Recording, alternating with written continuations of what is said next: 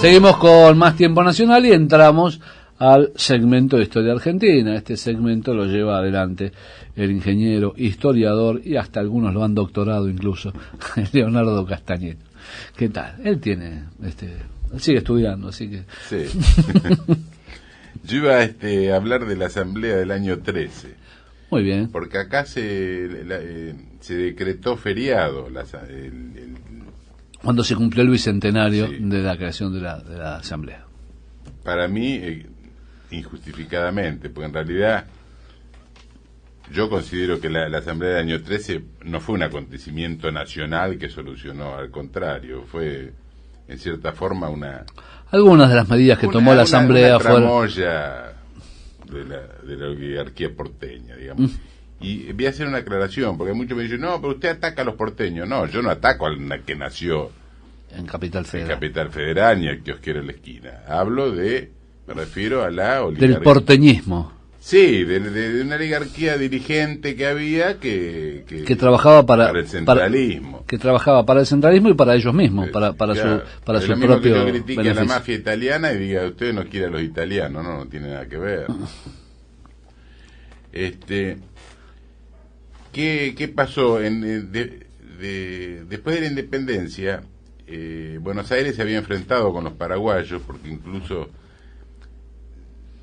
le hicieron una especie de complot, digamos, contra Paraguay, le aumentaban los impuestos, los españoles le secuestraron un barco y los porteños o Rosario lo recuperaron, se quedaron con el dinero que llevaban, en fin, una serie de cosas. Entonces, cuando lo invitan, se empezaron a distanciar, digamos. Cuando lo invitan a participar en la asamblea del año 13, le dan largas al asunto, digamos. No, digamos, dijeron que sí, que no, pero que, digamos, en definitiva no querían participar. Y la excusa fue, o el argumento, que tenían que nombrar los delegados, hacer congresos en los distintos cabildos, en las distintas regiones de Paraguay, que yo, en definitiva, no mandaron delegados. En la banda oriental sí mandaron, porque Artigas, él tenía la esperanza que con los delegados que él mandara, más los delegados paraguayos, podían llegar a tener cierto peso o incluso una preponderancia en el Congreso. Ahora, los dirigentes porteños se buscaron todas las formas para impedir, digamos, el ingreso de los diputados de los diputados orientales, que no se imponga la voluntad de ellos. Exactamente. Artigas, ¿cómo hizo para elegir los diputados? Él, en 5 cabildos de la banda oriental, llamó a los llamó cabildo, digamos, para que eligieran sus diputados. Y en la primera sesión del reconocimiento de la asamblea, Artigas, en su oración inaugural, leía el 5 de abril de 1813. Dice: ciudadanos, los pueblos deben ser libres, su carácter debe ser único objeto y formar el motivo de su celo. Por desgracia, 1810-1813 va a contar 3 años nuestra revolución y aún falta una salvaguardia general del derecho popular. Estamos aún bajo la fe de los hombres y no aparecen las seguridades del contrato. Todo extremo envuelve fatalidad, por eso una confianza desmedida sofocaría los mejores planes. ¿Pero es acaso menos temible un exceso de confianza? Toda clase de precaución debe prodigarse cuando se trata de fijar nuestro destino. Es muy veleidosa la probidad de los hombres. Todo el freno de la Constitución puede afirmarla. Mientras ella no exista, es preciso adoptar las medidas que equivalgan a la garantía preciosa que ella ofrece. Yo opinaré siempre que, sin allanarse las pretensiones pendientes, no debe ostentarse el reconocimiento y jura que se exigen.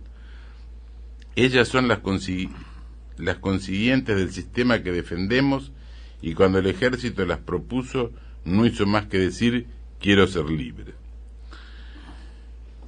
Entonces, los diputados orientales, en base, digamos, a la orientación de Artigas, redacta las instrucciones que iban a cumplir durante la Asamblea Constituyente que se realizaba en Buenos Aires. Y bueno, entre esas cosas hablaba de, por ejemplo, declaración de la independencia absoluta de las colonias, libertad e igualdad civil y religiosa de los individuos de cada provincia, quienes debían constituir la base de los gobiernos locales y del gobierno central, organizaciones políticas federativas, estados autónomos, garantía de comercio, etcétera. Entonces, van los delegados, se presentan en Buenos Aires, y en Buenos Aires le ponen algunos argumentos formales, que si, no sé, que se había firmado en vez del secretario, el ayudante, no sé, le ponen algunas trabas y no los dejan incorporarse a la asamblea. Uh-huh. Ahora, ¿cuál es el motivo, la verdadera causa, el motivo por la cual no se incorporan? Yo acá tengo las instrucciones que se dictaron, que llevaban los diputados. No lo voy a leer todo, no son muchas cláusulas, en realidad son 20, pero voy a leer las principales o algunos párrafos de las principales que yo creo que fueron las que provocaron, digamos, las determinantes para que ellos no fueran recibidos. Incluso algunas de ellas que podrían servir de ejemplo para ahora, ¿no? Uh-huh. Por ejemplo, en el artículo 2 dice: no admitirá otro sistema que el de confederación para el pacto recíproco con las provincias que forman nuestro Estado. O sea, imponía la federación, digamos, ¿no? Proponía la federación. En el artículo 4 dice: con el objeto y el fin del gobierno debe ser conservar la igualdad, libertad y seguridad de los ciudadanos y de los pueblos. Cada provincia formará un gobierno bajo esas bases, a más del gobierno central del Supremo de la Nación. En el artículo 5 y 6 dicen algo que todavía nos incumbe ahora o nos duele, ¿no?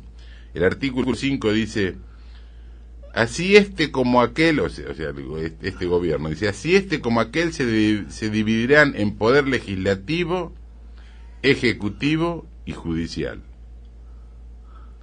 Y en el artículo... Se hablaba de federalismo, hablaba de división de poderes. Claro. Y en el artículo 6 dice: estos tres resortes, o sea, esta división de poderes, jamás podrán estar unidos entre sí y serán independientes en sus facultades. Yo creo que habría que leerlo en Plaza de Mayo esto. El artículo 7 dice: el gobierno supremo entenderá solamente en los negocios generales del Estado. El resto es peculiar al gobierno de cada provincia. Después habla de que se recupere, digamos, los territorios perdidos que a manos de los portugueses, como las Misiones, las de Batoví, Santa Tecla, San Rafael y Tacuarembó, para que vuelvan y sean parte del Estado oriental. El artículo 11 dice que esta provincia retiene su soberanía, libertad e independencia, todo poder, jurisdicción y derecho que no es delegado expresamente, por la Confederación a las Provincias Unidas juntas en su Congreso. O sea, cada provincia mantenía su autonomía, su soberanía, y retenía todos los derechos que no delegara expresamente, cosa que no sucede. En el artículo 14 dice que ninguna tasa o derechos se impongan sobre los artículos exportados de una provincia a otra. Bueno, acá ahora se cumple, no hay impuesto entre una provincia y otra. Algunas por ahí reciben más subsidio, no, pero Por ejemplo, a Paraguay sí le cobraban impuestos y se los aumentaban o se los achicaban de acuerdo a la voluntad del gobierno supremo. El artículo 16 dice que esta provincia tendrá su constitución territorial y que ella tiene el derecho de sancionar la general de las Provincias Unidas que forma la Asamblea Constituyente.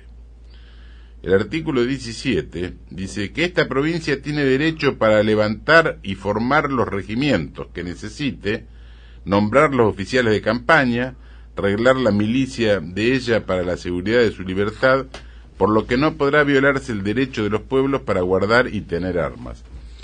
O sea que el ejército no era centralizado, sino que cada provincia tenía su propio ejército, o podía tener su propio ejército, independientemente que el nacional tuviera uno.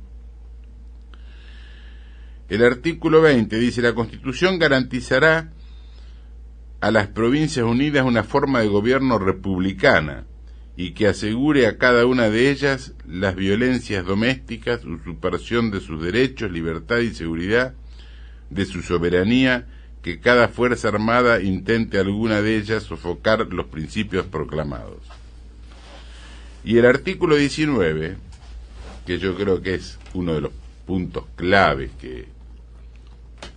por la cual fueron rechazados, dice, artículo 19, que precisa e indispensablemente sea fuera de Buenos Aires donde resida el sitio de gobierno de las Provincias Unidas.